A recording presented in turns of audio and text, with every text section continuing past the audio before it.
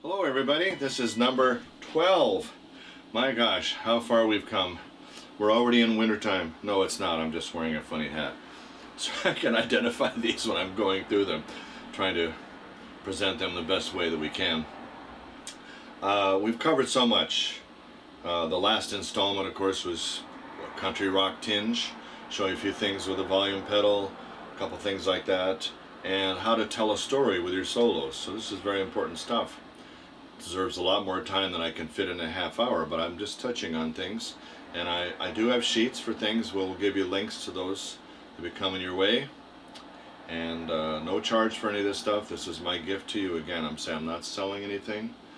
I'm just trying to pass something along that's meant a lot to me throughout my life. And without pontificating too much, I think there's only one motivation really at the heart of it for doing this, and that's because you love music. Let's keep it simple. I have no other motivations and no hidden agendas. So I just love to play.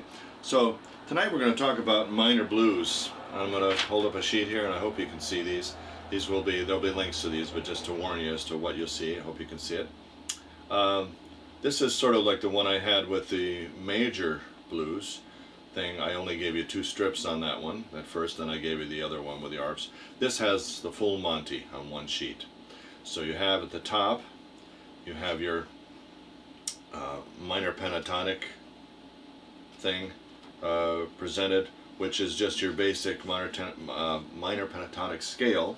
But when you add the donuts, the little hollow notes to the black notes, you will get instant natural minor scale, which is the Aeolian mode. So that one is used in a lot of rock stuff. I remember one night I tracked Yngwie Malmsteen, and he was doing a lot of high-speed Aeolian mode stuff.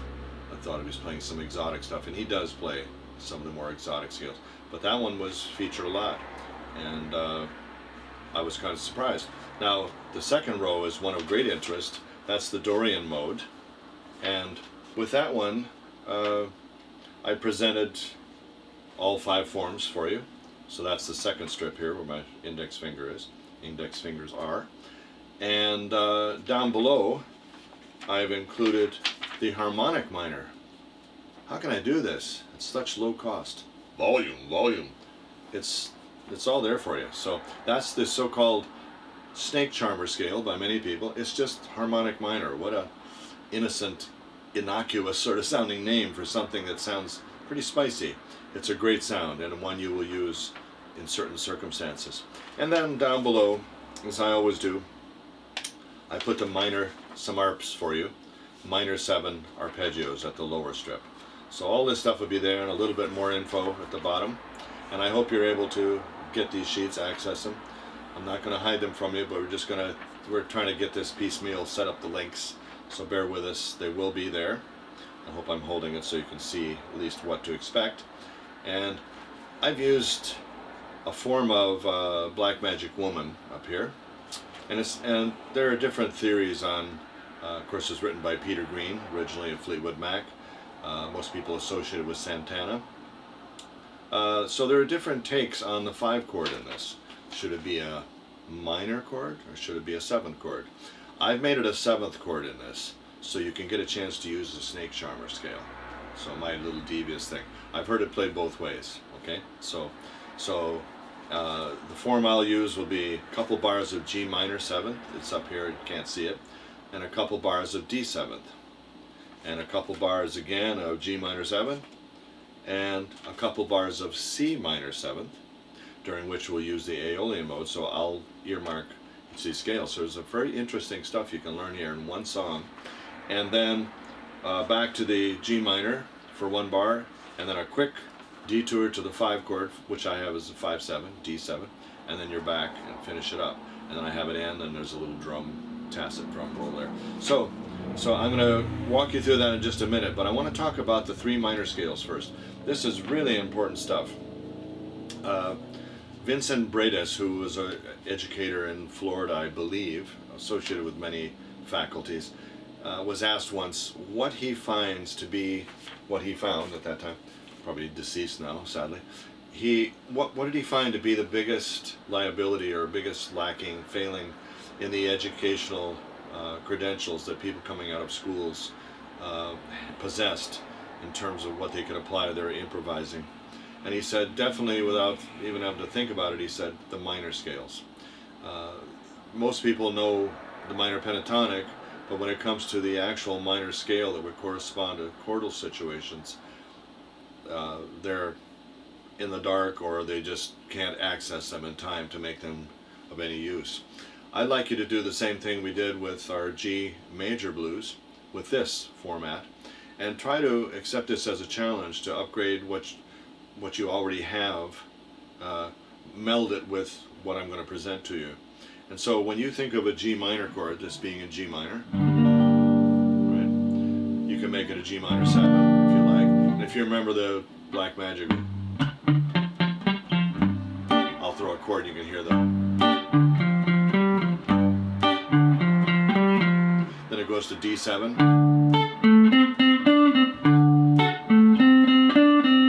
Back to G minor, 7th. C minor 7th. G minor 7 once. D7 once. G minor 7. Okay, so that's the format. I'm not going to be doing that. I have it in the machine here. Okay, so we'll be playing that. You don't have to play along with that. So what am I doing on each of those things, and how do I know where the scales are? Well, you've got a row of each. Let's just take a column approach to this thing. If I have, there are many ways to present these scales, and I present them differently in other sheets. Be flexible about that, but bear with me on this. Here's a Dorian Mode.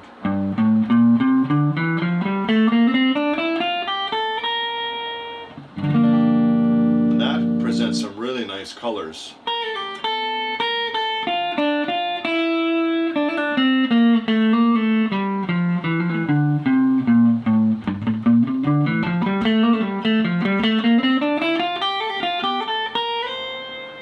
So you can see that that's going to sound quite nice over that. Now when we get to the D7 chord, we want to play the harmonic minor scale. Okay, coming out of that. So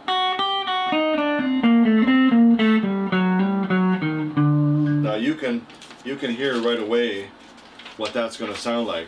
So I wrote this one. You don't have to move anywhere. It's the first one presented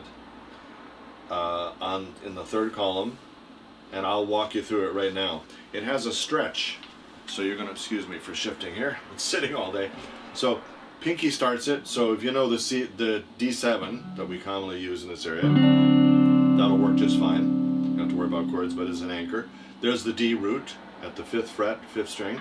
Replace that with your pinky. So now you got a root. We're going to stay in position except for one thing. We're going to reach over and feel a burn, feel a stretch. Okay, you're going to want to go, but no, you want to go. So 1st fret, 4th string, come back to your regular position, 4, 5 on the 4th string. So you can hear treble already, right? You can hear it. Carry on. 3rd string, 2, 3.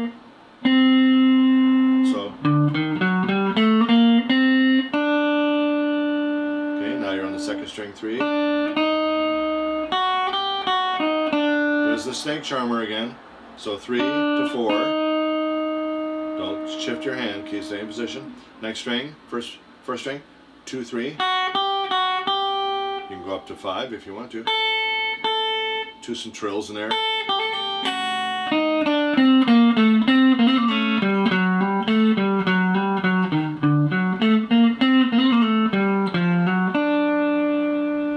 So you can hear that.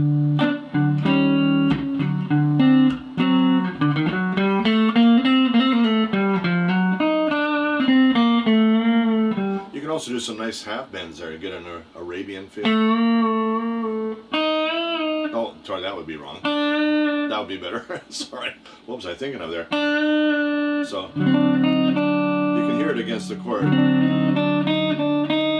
But you've got some nice colors in there. So that's the harmonic minor scale. which we'll use over the 5 chord. So on the 1 chord, we'll try to do the Dorian mode the way I presented it here, which will involve a stretch. You'll notice on the chart when they are posted, I'm starting with my middle finger on the G root, and then there is a stretch back. So let me talk through that, since I didn't do that before. Middle finger on the G, pinky on 5, so that's 3, 5. Stretch. First fret, keep your position, feel the burn. 3, middle finger, 5. Next string, 2, 3, 5. Next string, 2, 3, 5. I'm going to close that window. There we go. Getting street noise. God, I'm giving you so many great things at no extra cost. Okay, so didn't help. So that was 3, 5, 3, 2, 3, 5. And then shift. There's a shift. There's always a shift. So that's easy, right? So 3, 5, 6, 3, 5, 6.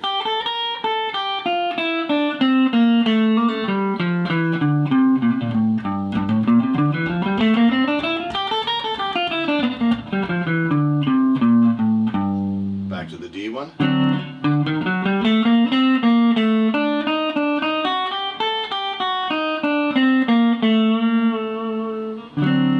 Then we get to the C minor 7th. We're going to use the G natural minor Aeolian mode scale. Okay, and it'll be from here. You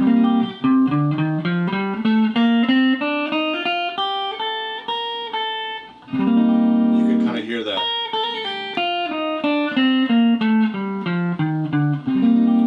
Fits hand in glove, doesn't it? Because you need this note.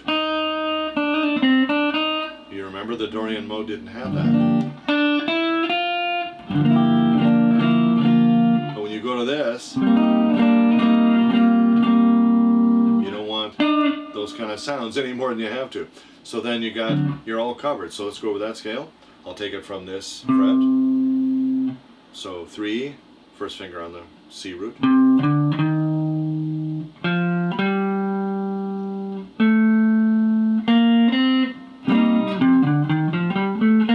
So 3, 5, 6, 3, 5, stretch to 7.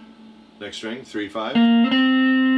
Next string, 3, 5, 3, 4, 6. And then our typical 3, 5, 6.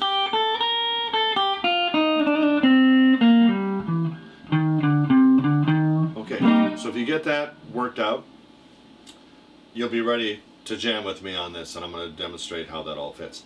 First thing though, I put on a looper here, before I get too far ahead.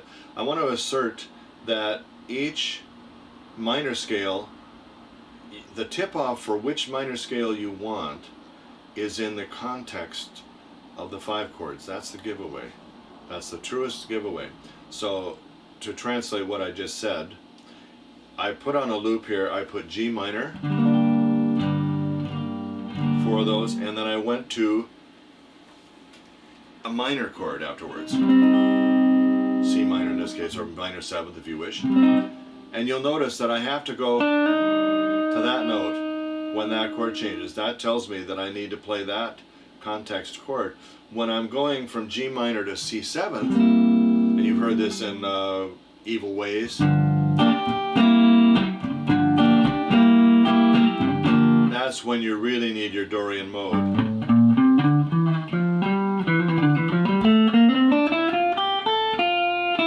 Because you need this note in the C7. So the context is what it tells you what scale you need.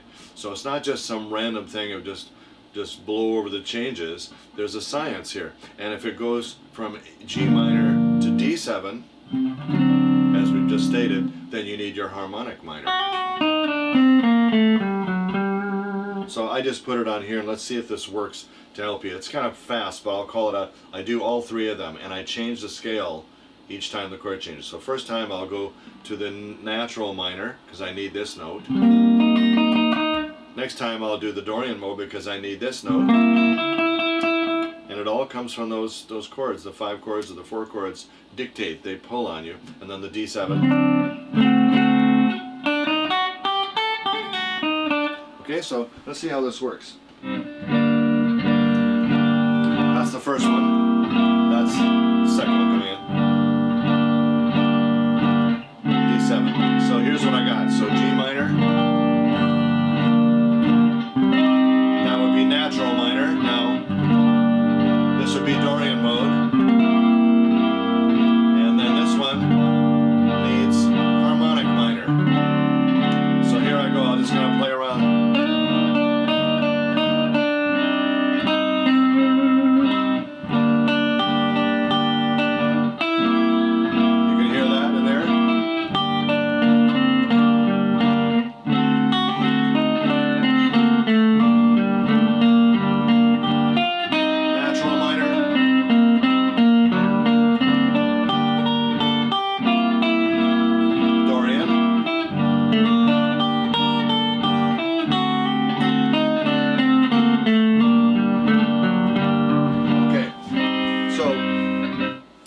That was my way of showing you in an overview that each chord pulls against that G minor to tell you which minor scale is required. And so if somebody's going like the Evil Ways thing, you're going to want to use that Dorian mode because you're going to, it has the vitamins, the nutrition, musical nutrition, there's a new term for it, that this chord needs. So you have to salute that. So it's the context that and it's like the planets analogy that I gave you before. These chords exert pressure on the chords, on the mother chord, this being G minor, to say, I need to feed these other chords. What's the scale that most adequately brings that together with the mother chord? Okay, so here's our song. I'm going to run it out here. I should be able to find this pretty quick. It's a theory anyway. Let's see if this works. So I'll go over the chords again. G minor, get your G minor 7 ready. Get your D7 ready. Get your G minor 7 ready, and then a C minor 7 goes in there.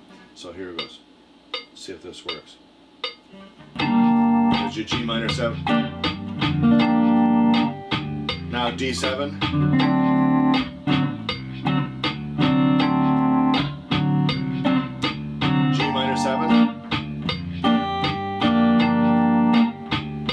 C minor 7,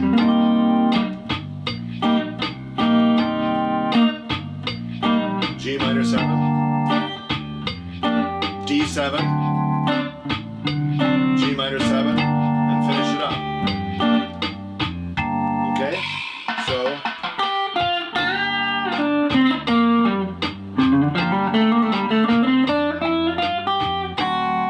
notice how I tuck that in there?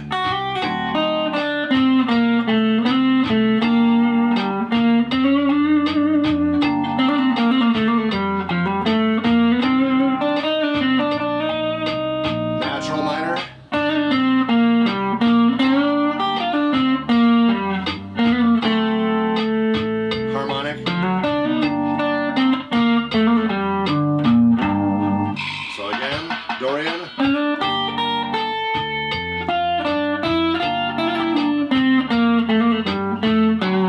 Harmonic minor.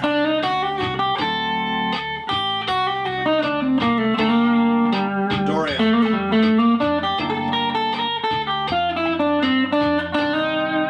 Natural minor. Dorian.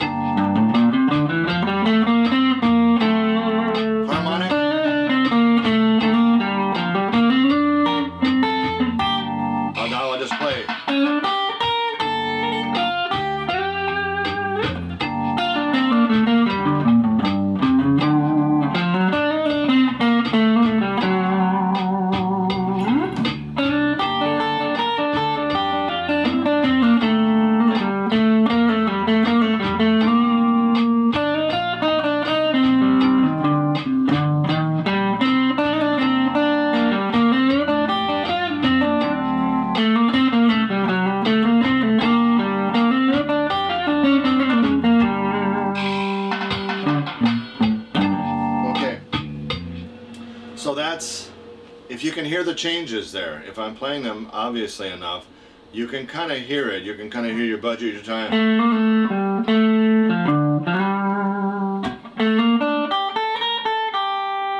You got a little bit of time with that Dorian. But you gotta keep one eye on the chord, and the ARP might help. So you have the ARP also featured there. So the ARP for D7 is the same now, even though we're using same ARP though. So you know what notes you can land on. The satellite notes around them have changed, and you'll notice it's fascinating because you have all these little.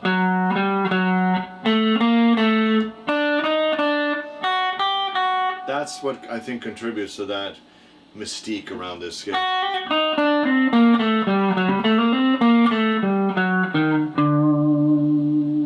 So if you can hear it, you can just sit there and go.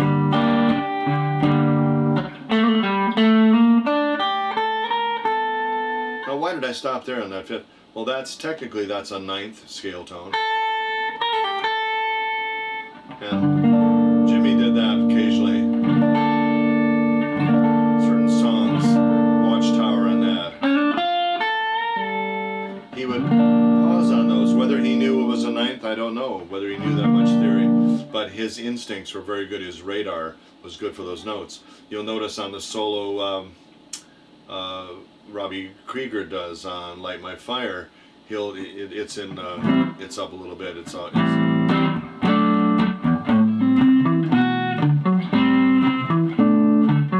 he'll do.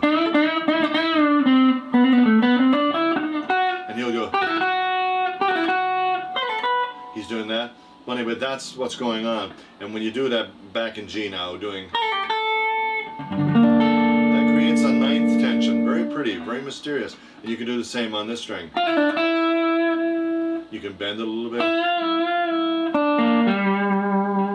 bit. So just think about what you can get away with, but you need to play along with the track to hear these tensions and how they work.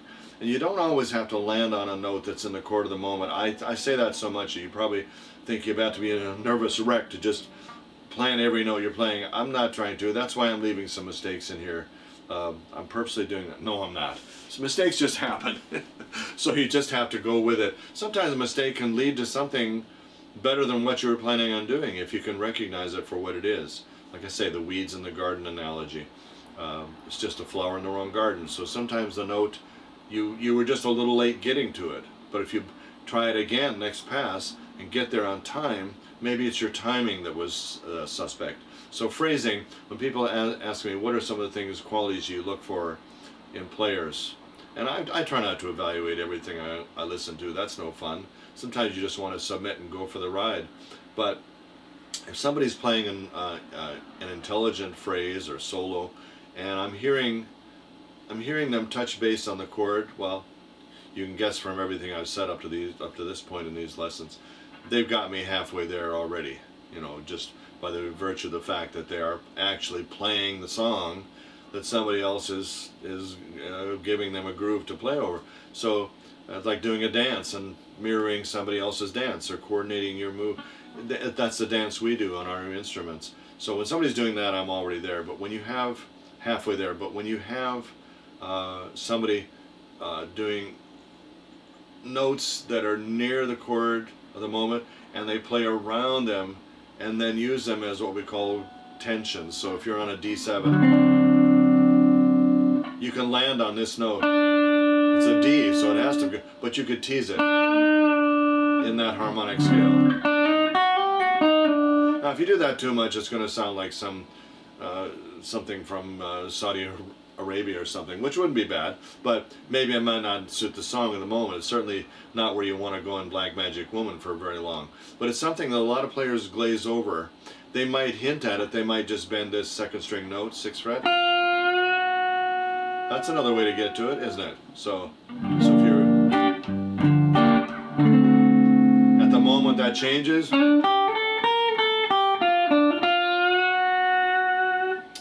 it works. So players will do that, and you won't recognize it as such, but, well, you will now because I told you. But when you wouldn't have recognized it, you just thought, well, that's a great choice of note. Sure, lucky that worked. Well, it was luck that he found it in time, he or she found it, but the fact that it worked is the science of the chord of the moment. But if the chord of the moment was D minor, some people play Black Magic Woman, they'll go to D minor. I've heard versions of that. Maybe even Peter Green did that sometimes. Then you don't want to bend that, because you don't want to be going up to this when the chord is that. Then again, we're getting, that's that sound that I dread, you know. So you really want to make, sure that before you jam, lay out your materials. That's what we're doing here. We're giving you a lot of time to lay out your materials. But this one's a tall order. This is a toughie to get all these ingredients in there. But if you can start to get that laid out, the more we jam on this, the better. And there's a lot of nice licks. And if you go through jazz, some of the players that I remember hearing playing even on the vibraphone and people like that, you'll hear them playing around these minor chords. They'll do things like,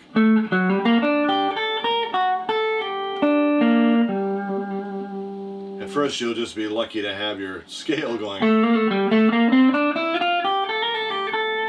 or you'll have, there's some really nice sounds to be had with these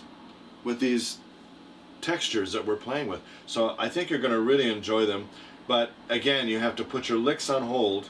If a lick comes, go with it, you know. But don't sit there going, when you're hearing this stuff, don't do that. Just put that away for a little while and go. And if you feel a bend, go for it.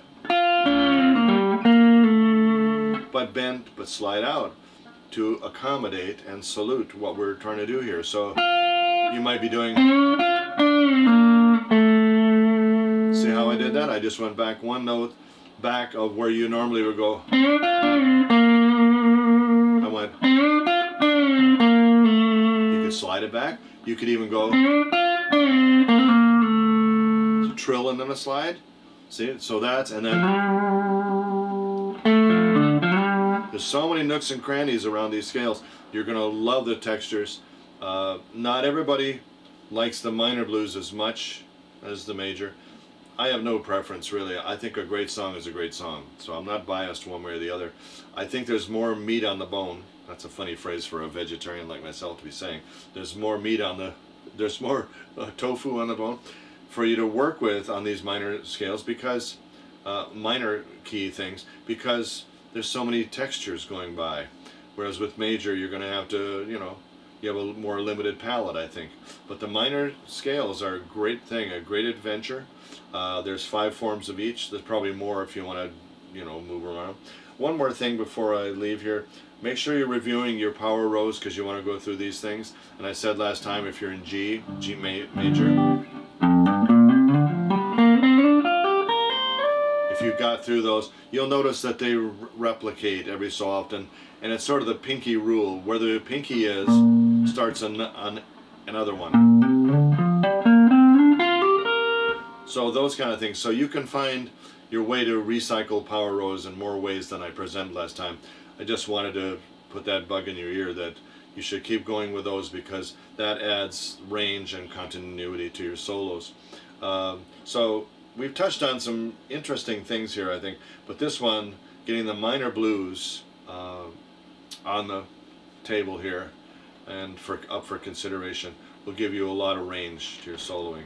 So hope you'll have fun with it, and I hope you can find a way to incorporate some of these things into your songs. Some of that will even filter into other circumstances, but you can really get in deep with a minor blues. So I hope you enjoyed this lesson, and we'll continue next time expanding on the minors, and I'll bring in some other stuff that'll harken back to our G major. So with that, I will sign off for now, wishing you good health, and stay positive. Namaste.